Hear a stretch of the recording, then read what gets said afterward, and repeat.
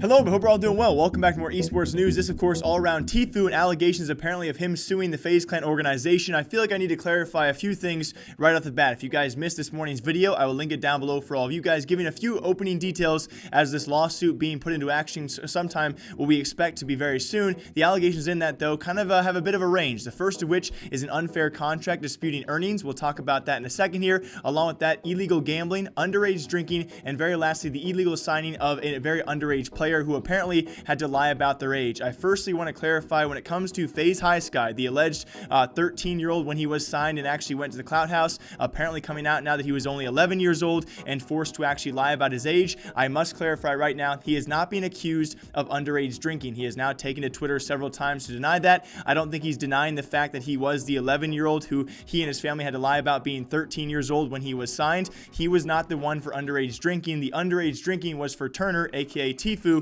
when he was in the Clout House. So let's get into it though. I just want to clear the whole Highsky situation. He very well may be the underage person they did sign. I can't really imagine who else it would be accused right now, but he was not the person who was underage drinking inside the Clout House or the FaZe House. But anyway, a lot of the main allegations, of course, that Tfue did make apart from that illegal signing of an underage player, the first of which being all around branded deals. Now, I need to also clarify the difference between what FaZe has said and Tfue has said so far. Tfue, in his lawsuit, actually clarified it was 80% of branded deals across his social media accounts, whether it be Twitter, Instagram, YouTube, and of course Twitch. He clearly said branded deals. He did not say revenue or prize winnings. Both parties are saying two very separate things about this 80-20 rule. Tfue saying that FaZe Clan took up to 80% of his branded deals, and then we have FaZe Clan, their official response right now on screen for all of you guys, where FaZe said they did not take 80% of the prize winnings or his content revenue. So there are two very different wordings there, and that is of course why I think this lawsuit is going to be in place. And let's just make sure to clarify that FaZe has really not touched on any of these things so far, although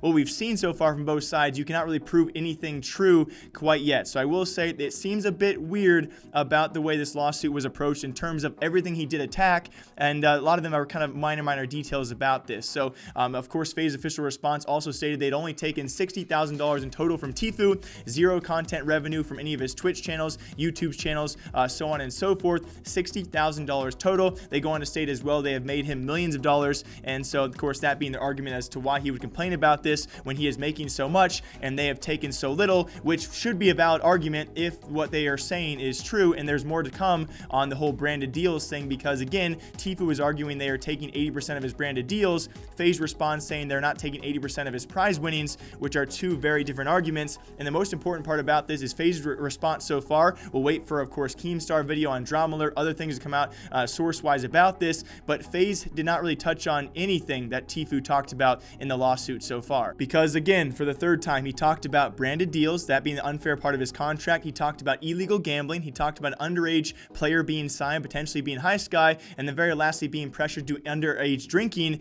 And FaZe in their response literally did not talk about any of those statements. So as of right now, though, you must keep in mind, we have several FaZe tweets out there, Nadeshot getting involved, not to mention, of course, all of Banks's tweets about this. He even has code Tfue on his body, which people have turned into code Tsu.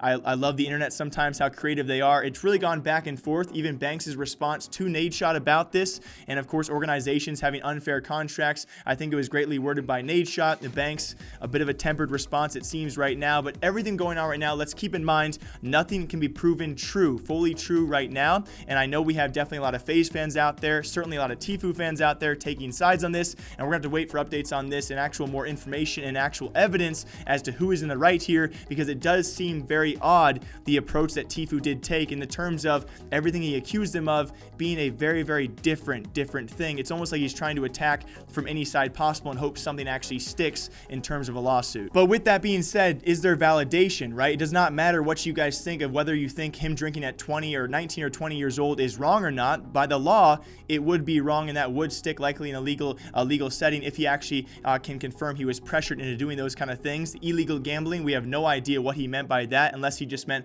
underage gambling. We'll have to confirm that on top of that. And then very lastly, with the underage player being Highsky, it seems somewhat likely that could also be true. The main thing that Tfue is really stressing in this lawsuit, it does seem, is the legality of all of these contracts being in place for an underage player or for Tfue when they pressured him into doing illegal things. On top of that, we're going to wait for more updates on all of you guys. As of right now, I'm not going to take a stance. It's very hard to prove either side to be true, but it does seem a bit weird for, I don't think Tfue's a liar. I don't think FaZe would be lying, but again, FaZe has not really touched or responded on any of the things that Tfue did call out. So we'll have to wait for more coming soon, hopefully tomorrow for all of you guys. As always, my name is Jake. I hope you guys all enjoy. Feel free to leave a comment down below what you guys think. I will certainly read through all of them because this is a crazy case, especially with all the other stories we have in esports news right now. You know, speaking of which, this is really taking away from the fact that Optic Gaming could be dying sometime soon. So we'll touch on all of those things sometime soon for all of you. Until next time, take care, get a good night's sleep, and I'll see you guys back here tomorrow.